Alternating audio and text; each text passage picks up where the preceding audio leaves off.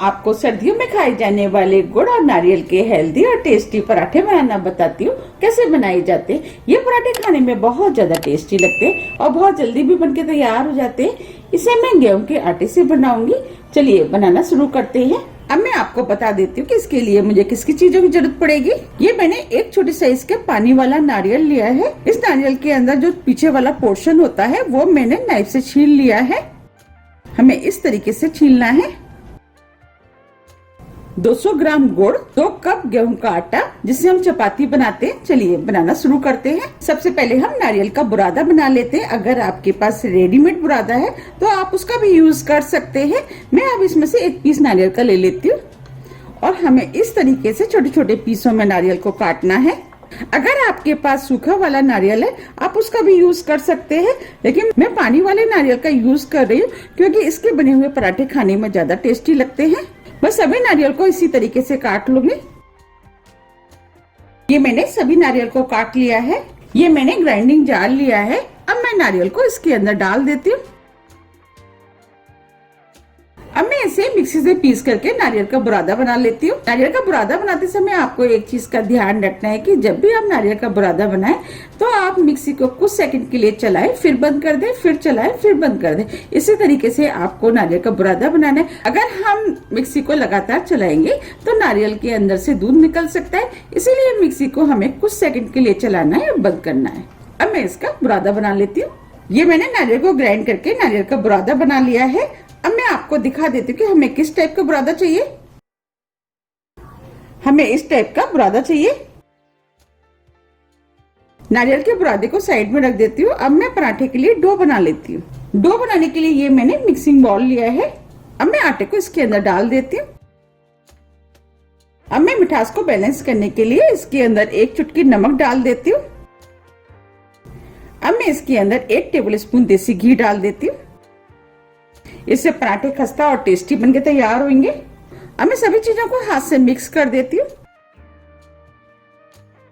मैंने सभी चीजों को हाथ से अच्छे से मिक्स कर दिया है। ये मैंने 1 कप पानी लिया है। ये नॉर्मल टेम्परेचर पर पानी है। अब मैं इसके अंदर थोड़ा थोड़ा पानी डाल करके सॉफ्ट डो बनाऊंगी। पानी आप थोड़ा थोड़ा करके ही डालें जिससे कि ज्यादा ना हो जाए। ये पराठे सर्दियों में खाने में बहुत ज्यादा टेस्टी लगते हैं। एक बार इन पराठों को आप जरूर ट्राई कीजिएगा। आपको ये पराठे बहुत ज्यादा पसंद आएंगे। और सर्दियों में तो गुड़ और नारियल वैसे ही बहुत ज्यादा फायदा करता है क्योंकि दोनों चीज गर्म होती हैं। और जब भी आपकी मीठा खाने की इच्छा है आप इन पराठों को बना सकते हैं। ये मैंने डो बना लिया है। बस हमें इसी टाइप का सॉफ्ट डो चाहिए। अब मैं इस डो को थोड़ा सा चिकना कर लेती हूँ और इसके ऊपर घी डाल देती हूँ थोड़ा सा। आप घी की जगह ऑयल का भी इस्तेमाल कर सकते हैं। हम डो को जितना ज्यादा चिकना बनाएंगे पराठे उतने ही ज्यादा टेस्टी बनके तैयार होंगे। हमें इस तरीके से आटे को चिकना करना है। ये डो चिकना हो गया है। अब मैं इसे 20 मिनट के लिए ढक के सेट होने के लिए रख देती हूँ। जब तक डो सेट हो रहा है हम स्टफिंग बना लेते हैं। स्टफिंग बनाने के लिए मैंने एक बाउल लिया है। सबसे पहले हम गुड़ को ग्रेट कर लेते हैं। उसके लिए मैंने ग्रेटर लिया है। गुड़ को हमें इस तरीके से ग्रेट करना है। हम इस तरीके से गुड़ को जब ग्रेट करके डालते हैं उससे पराठे आसानी से बन जाते हैं और फटते भी नहीं है। इस तरीके से मैं सभी गुड़ को ग्रेट कर लेती हूँ। ये मैंने सभी गुड़ को ग्रेट कर लिया है। अब मैं इसके अंदर नारियल का बुरादा डाल देती हूँ।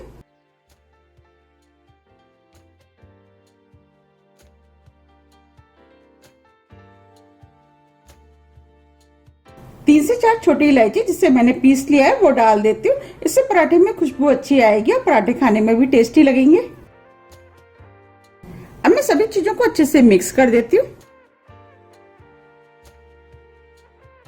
सभी चीजों को अच्छे से मिक्स करना है। अब मैं इसे हाथ से मिक्स कर देती हूँ जिससे कि ये आसानी से मिक्स हो जाएंगे।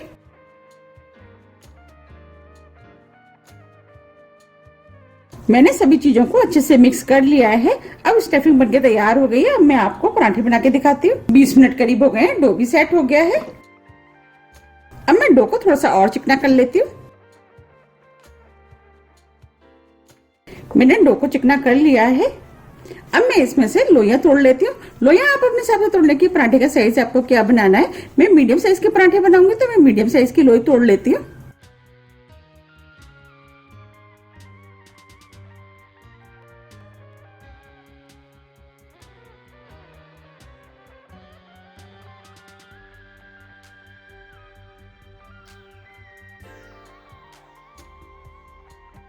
इसमें से एक लोई ले लेती हूँ और इस लोई को इस तरीके से मैं चिकना कर लेती हूँ।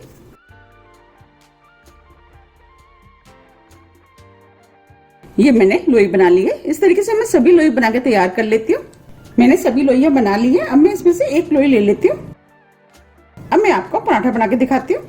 अब मैं इस लोई को सूखे आटे में लपेट लेती हूँ। अब मैं इसे बेल लेती हूँ।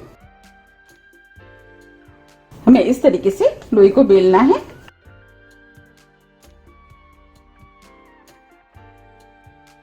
ये मैंने लोई को बेल लिया है। अब मैं इसके ऊपर थोड़ा सा घी लगा देती हूँ। आप घी की जगह ऑयल का भी इस्तेमाल कर सकते हैं। मैं पराठे घी में बनाऊंगी, इसीलिए मैं घी का यूज कर रही हूँ। अब मैं इसके ऊपर स्टफिंग रख देती हूँ।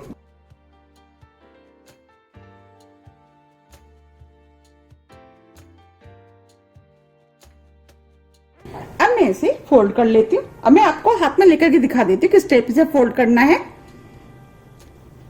देखिए, हमें चारों तरफ से इस तरीके से फोल्ड करते हुए इसको बंद करना है।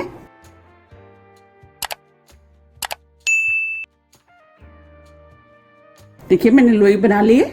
अब मैं आपको बेल के दिखाती हूँ। मैंने इस लोई को फिर से सूखे आटे में लपेट लिया है। अब मैं इसे बेल लेती हूँ।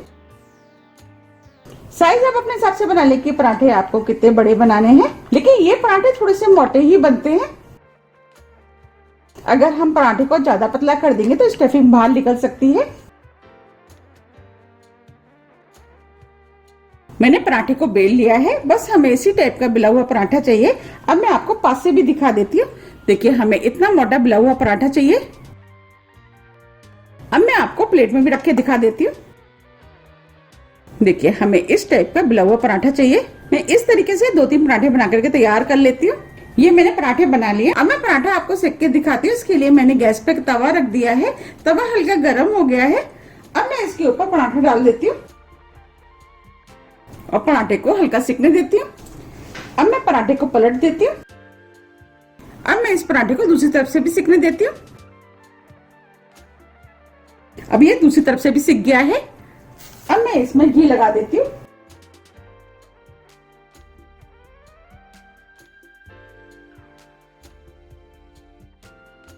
और इसे पलट देती हूँ। गैस को मैंने मीडियम कर दिया है। अब इस पराठे को हल्के हाथों से दबाते हुए सेक लेती हूँ। हमें इस पराठे को हल्के हाथों से दबाते हुए सेकना है। अब मैं दूसरी तरफ से भी घी लगा देती हूँ।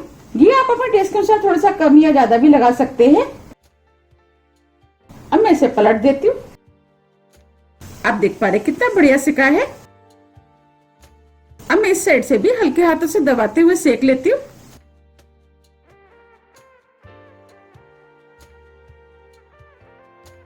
आप देख पा रहे हैं दोनों तरफ से कितना बढ़िया सिक्के तैयार हुआ है। अब मैं इसे उतार लेती हूँ। देखिए, कितना बढ़िया पराठा बनके तैयार हुआ है। अब मैं इस तवे पर दूसरा पराठा डाल देती हूँ। अब मैं इसे सिकने देती हूँ। अब मैं इसे पलट देती हूँ और इसे दूसरी तरफ से भी सिकने देती हूँ। जैसे मैंने पहले सेका था उसी तरीके से इसको भी सेक लूंगी। अब ये दूसरी साइड से भी सिक गया है। अब मैं इसमें घी लगा लेती हूँ और इसे पलट देती हूँ और हल्के हाथों से दबाते हुए सेक लेती हूँ। अब मैं इस साइड से भी घी लगा देती हूँ। आप देख पा रहे कितने बढ़िया फूले फूले बनके तैयार हो रहे हैं। अब ये पराठे सिक्के भी तैयार हो गया है। अब मैं इसे भी उतार लेती हूँ।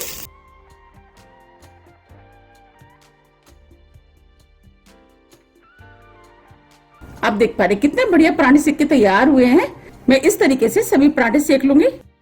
मैंने इन पराठों को सेक लिया है। आप देख पा रहे कितने बढ़िया गुड़ और नारियल के पराठे बनके तैयार हुए हैं। आप भी इन पराठों को एक बार जरूर ट्राई कीजिएगा। आपको ये पराठे बहुत ज्यादा पसंद आएंगे। अब मैं आपको अंदर से भी दिखा देती हूँ कितने बढ़िया बने हैं। अब मैं इसमें से एक पराठा ले लेती हूँ। आप देख पा रहे ये पराठा कितना बढ़िया बनके तैयार हुआ है। अब मैं आपको खोल के भी दिखा देती हूँ कि कितना अच्छा सिका हुआ है। अंदर से ये पराठा कितना सुंदर लग रहा है और रस से भरा हुआ पराठा बनके तैयार हुआ है। ये जितना देखने में अच्छा लग रहा है उससे ज्यादा खाने में टेस्टी लगता है और इसको देखते ही खाने की इच्छा हो रही है। एक बार इस पराठे को आप जरूर बनाइएगा, आपको ये पराठा बहुत ज्यादा पसंद आएगा। आप इन पराठों को गर्मा गर्म चाय के साथ खाएं या चाट चटनी आप किसी के साथ भी खा सकते हैं। आप इन पराठों को बिना इन सब चीजों के खाएंगे तब भी पराठे खाने में बहुत ज्यादा टेस्टी लगते हैं। आप इनको बनाइए, खाइए, फिर मुझे कमेंट्स करके जरूर बताइए कि ये पराठे आपको कैसे लगे।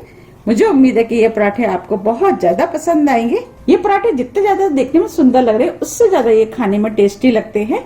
आप मुझे मेरे फेसबुक पेज को भी फॉलो कर सकते हैं, इसका लिंक मैं अपना डिस्क्रिप्शन बॉक्स में दे दूंगी। आप उसमें अपनी बनाई हुई रेसिपी का फोटो भी मेरे साथ शेयर कर सकते हैं। अगर आपको मेरी वीडियो थोड़ी भी पसंद आती है तो वीडियो को लाइक कीजिए, चैनल को सब्सक्राइब कीजिए। सब्सक्राइब बटन के बगल में जो बेल आइकन है उसे आप प्रेस करना ना भूलिए, जिससे मेरी आने वाली वीडियो का नोटिफिकेशन आप तक सबसे पहले पहुंच सके। अब हम फिर मिलते हैं नई वीडियो के साथ, जब तक के लिए नमस्कार।